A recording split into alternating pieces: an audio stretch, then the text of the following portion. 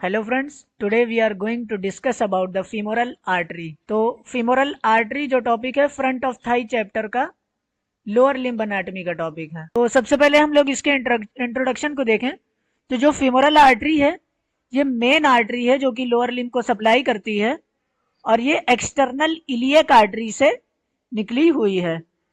It begins to the mid inguinal point behind the inguinal ligament, यानी mid inguinal point से आती है और इंग्वाइनल लिगामेंट के पीछे से आती है, यानी इंग्वाइनल लिगामेंट के बिहाइंड से आती है, थाई में इंटर करती है and play a crucial role in vascular supply, clinical procedures and trauma management.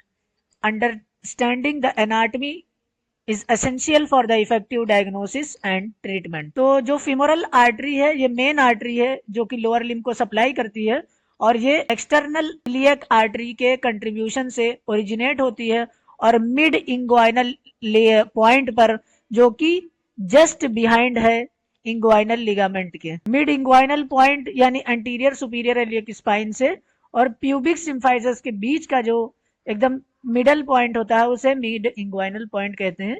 ये वहीं से आर्टरी एब्डामेन से थाई में एंटर करती है। अब हम लोग इसके कोर्स और पाथवे की बात करें तो फीमोरल आर्टरी जो है ये डाउनवर्ड आती है, ये इंग्वाइनल लिगामेंट है और ये डाउनवर्ड आती है और डाउनवर्ड एंड मीडियली आती है, यानी लेटरल से मीडियल की तरफ जाती है थ्रू ए फीमोरल ट्रायंगल। सबसे पहले फीमोरल ट्रायंगल में एंटर करती है, फिर ये एडक्टर कैनाल में एंटर करती है। पिछली वीडियो में हमने देखा था कि फीमोरल ट्रायंगल जो है मीडियल कंपार्टमेंट ऑफ थाई में पाया जाता है, जो कि इसमें आपकी फीमोरल वेसल्स पाई जाती हैं।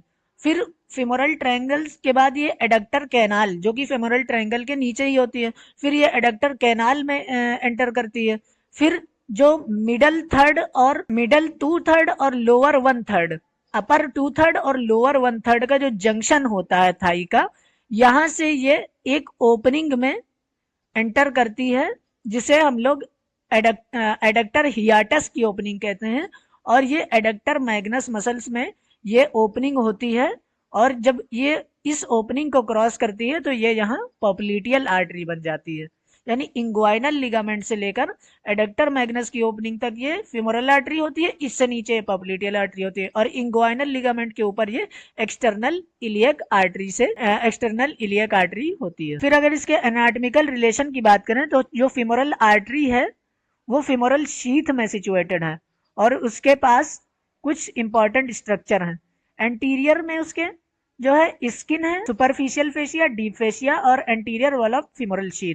फीमोरल शीथ जो है ये फीमोरल कैनाल के अंदर पाई जाती है और ये मॉडिफिकेशन है डीप फेशिया का, जिसमें फीमोरल वेन, फीमोरल आर्टरी और डीप इंग्वाइनल लिम्फ नोड को ये बाइंड करके रखती है। तो सबसे पहले अगर हम सुपरफिशियल टू डीप जाएं एंटीरियर साइड में तो सबसे ऊपर स्किन आएगी, स्किन को हटाएंगे तो सुपरफिशियल फेशिया मिलेगी, सुपरफिशियल फेशिया के अंदर डीप फेशिया मिलेगी, डीप फेशिया के अंदर जो फीमोरल शीथ पाई जाएगी फीमोरल कैनाल, फीमोरल ट्रायंगल के अंदर डीप फेशिया जो फीमोरल शीथ है उसका जो एंटीरियर वॉल है वो फीमोरल शीथ का एंटीरियर रिलेशन में आएगी।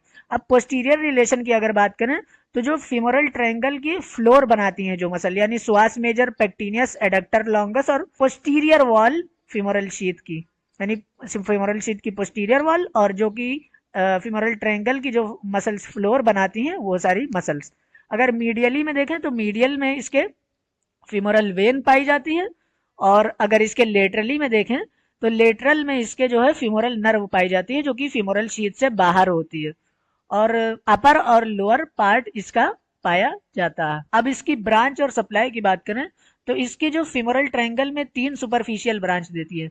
सबसे पहली ब्रांच जो है superficial external pudendal supplies the skin of external genital organ, यानी सुपरफिशियल एक्सटर्नल पोडेंडल आर्टरी जो है ये जेनाइटल ऑर्गन्स के ऊपर जो स्किन होती है उसे सप्लाई करते हैं, यानी मेल में पेनिस के ऊपर और फीमेल में जो मॉन्स प्यूबिस के ऊपर की स्किन होती है या वेजाइनल के ऊपर की ओपनिंग होती है उसे ये स्किन होती है उसे सप्लाई करते हैं। फिर सुपरफिशियल एपिगैस्ट्रिक जो कि स्किन और फेशिया को सप्लाई करते हैं एंटीरियर एब्डोमिनल वॉल के लोअर पार्ट को। फिर सुपरफिशियल सर्कमफ्लेक्स इलियक आर्टरी जो कि इलिया क्रेस्ट के पास की स्किन को सप्लाई करते हैं। तो ये जितनी भी सुपरफिशियल ब्रांच हैं ये सारी स्किन को सप्लाई कर रही हैं, बस इनके एक अलग अलग हर आर्टरी अलग अलग मतलब पोजीशन पर सप्लाई करती है। फिर इसकी तीन जो है डीप ब्रांच है, एक तो प्रोफंडा फिमोरिस जो कि मेन ब्रांच है फिमोरल आर्टरी की। फिर deep external pudendal supplies the external genitalia और जेनेटल ऑर्गन्स जैसे कि स्क्रोटम और पेनिस।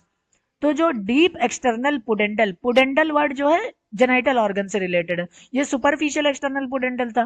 तो ये जो सुपरफिशियल था ये जेनाइटल ऑर्गन के ऊपर की स्किन को सप्लाई कर रहा था, और ये जो है ये जेनाइटल ऑर्गन को सप्लाई कर रहा है जैसा कि स्क्रोटम और पेनिस को ये आर्टरी ब्लड सप्लाई करती है। फिर जो इसकी तीसरी ब्रांच है कुछ मस्कुलर ब्रांचेस होती हैं। फिर एडक्टर कैनाल में इसकी डिसेंडिंग जेनिकुलर ब्रांच होती है और मस्कुलर ब्रांचेस होती हैं, जैसा कि ये डायग्राम में दिख रहा है कि ये जो एब्डोमिनल एओटा है, एब्डोमिनल एओटा से आपकी निकली कॉमन इलियक आर्टरी, फिर कॉमन इलियक से ये इंटरनल इलियक और एक्सटर्नल इलियक, फिर एक्सटर्नल इलियक ने जब मिड इंग्वाइनल पॉइंट से इंग्वाइनल लिगामेंट को क्रॉस किया तो ये आपकी फिमोरल आर्टरी बन गई। फिमोरल आर्टरी से ये सुपरफिशियल ब्रांचेस निकली, superficial epigastric artery, superficial external pudendal artery, superficial circumflex iliac artery. फिर फिमोरल आर्टरी से जो deep profunda femoris artery, profunda यानी डीप और फिमोरिस यानी deep branch of femoral artery. फिर इससे जो आपकी निकली दो branches, lateral circumflex femoral artery और मीडियल सर्कमफ्लेक्स फिमोरल आर्टरी, और इसी प्रोफंडा फिमोरिस आर्टरी की 4 परफोरेटिंग ब्रांचेस भी निकलती हैं। फिर ये जो एडक्टर कैनाल में जब ये जाती है तो यहाँ एक डिसेंडिंग जेनिकुलर आर्टरी बनाती है। फिर एडक्टर हाइएटस में जाकर ये पॉपुलेटियल आर्टरी बन जाती है। ये एडक्टर मैग्नस मसल में ओपनिंग है, इसे हम लोग एडक्टर हिएटस कहते हैं। अब प्रोफंडा फिमोरिस की बात करें तो प्रोफंडा फिमोरिस जो है वो लार्ज ब्रांच है फिमोरल आर्टरी की, और यही मेन आर्टरी है जो कि तीनों कंपार्टमेंट ऑफ थाई को सप्लाई करती है। ये लेटरल साइड से अराइज होती है और 4 सेंटीमीटर इंग्वाइनल लिगामेंट के नीचे से निकलती है। as the artery descend it passes posterior to the femoral vessel, मतलब ये femoral vessels के पीछे से posterior से पास करती है। it leaves the femoral triangle by passing deep to adductor longus, ये जब femoral triangle को अंदर इंटर करती है तो adductor longus के डीप से ये पास करती हुई femoral triangle adductor कैनाल में एंटर करती है। फिर ये डाउनवर्ड्स कंटिन्यू होती है। It passes first between the adductor longus and adductor Brevis, सबसे पहले एडक्टर लॉन्गस और एडक्टर ब्रेविस के बीच में जाती है, फिर एडक्टर लॉन्गस और एडक्टर मैग्नस के बीच से गुजरती है। फिर जो इसकी टर्मिनल ब्रांच है वो एडक्टर मैग्नस को पियर्स करते हुए एनास्टमोस करती है upper part of muscular branch of popliteal artery, popliteal artery की मस्कुलर ब्रांच से ये एनास्टमोसिस बनाती है।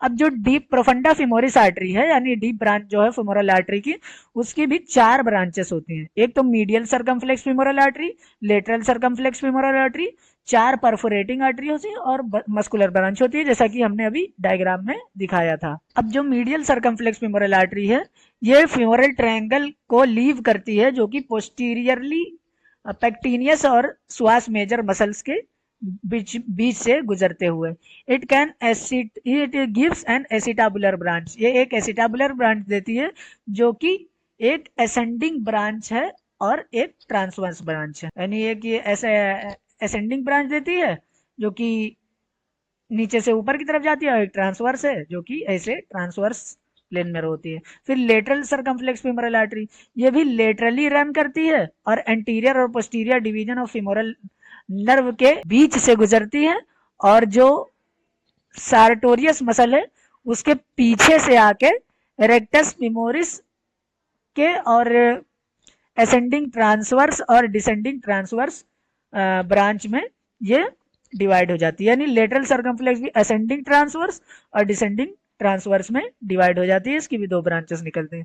फिर जो इसकी असेंडिंग ब्रांच है runs deep to tensor fascial lata, यानी टेंसर फेशियल आर्टा जो मसल है ये इसके डीप में जाती है और एनास्टमोसिस बनाती है सुपीरियर ग्लूटियल आर्टरी से, यानी जो हिप जॉइंट है ये थाई रीजन है, यहाँ पर दो एनास्टोमोसिस पाए जाते हैं, एक क्रूशिएट एनास्टोमोसिस और एक ट्रोकेंट्रिक एनास्टोमोसिस। उसके बारे में हम लोग डिटेल में पढ़ेंगे। फिर जो ट्रांसवर्स ब्रांच है वो वास्टस लेटरालिस को पियर्स करते हुए क्रूशिएट एनास्टोमोसिस में पार्टिसिपेट करती है। फिर जो डिसेंडिंग ब्रांच है वो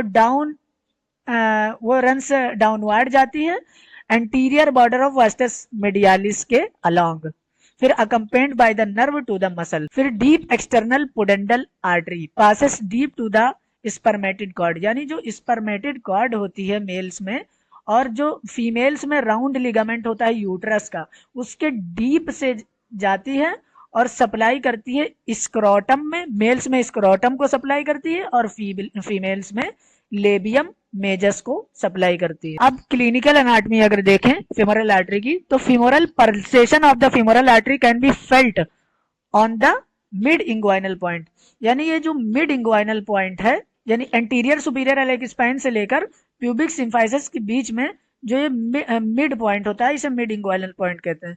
तो जो मिड इंग्वाइनल पॉइंट है, इससे हम पल्सेशन फील करते हैं।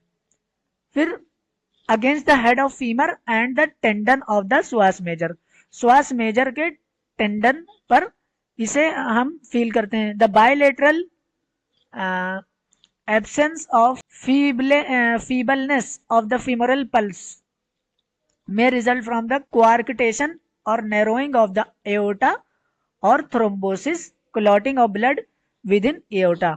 मतलब अगर यहाँ पर कोई एओटा, जो एब्डोमिनल एओटा है, अगर उसमें कोई थ्रोम्बोसिस है या कोई क्लॉट है तो यहाँ पर पल्स फील नहीं होती है या कम फील होती है, और अगर नॉर्मल है तो यहाँ से हम पल्स फील कर सकते हैं। अब फीमोरल आर्टरी कैन्युलेशन की अगर बात करें तो since the femoral artery is quite superficial, तो जो फीमोरल आर्टरी है ये बहुत सुपरफिशियल होती है फीमोरल ट्रायंगल में, तो ये इजिली एक्सपोज्ड हो जाती है और लाइगेट हो जाती है, तो हम इसे कैनुला पास कर सकते हैं और थिक नीडल भी पास कर सकते हैं। Catheter are passed upwards till the heart to the certain minor operation, यानी जो हार्ट सर्जरी होती है तो हम यहाँ फीमोरल आर्टरी के जरिए कैथेटर पास करके माइनर ऑपरेशन कर सकते हैं। ये फीमोरल आर्टरी कैनुलेशन की इन्होंने इमेज दिखाई है।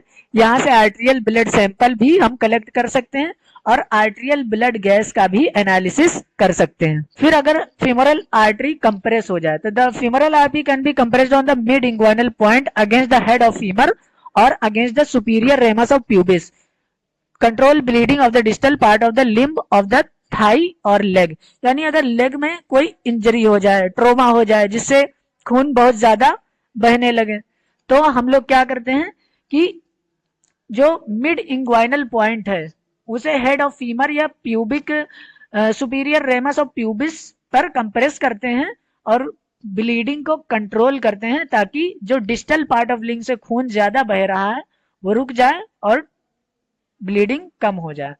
It causes posterior dislocation of hip, the femoral artery can not be palpated as the head of femur is displaced. अगर हेड ऑफ फीमर डिस्प्लेस हो गया या उसकी कोई डिसलोकेशन हो गई है तो हम फीमोरल आर्टरी को पाल्पेट नहीं कर पाएंगे, और इसे हम लोग मेडिकल टर्म में कहते हैं कि नाराथ साइन, साइन ऑफ नाराथ। ये पॉजिटिव वास्कुलर साइन होता है जिसमें फीमोरल आर्टरी पाल्पेट नहीं होती है। तो यही था फीमोरल आर्टरी की एनाटॉमी। आज के लिए इतना ही, धन्यवाद।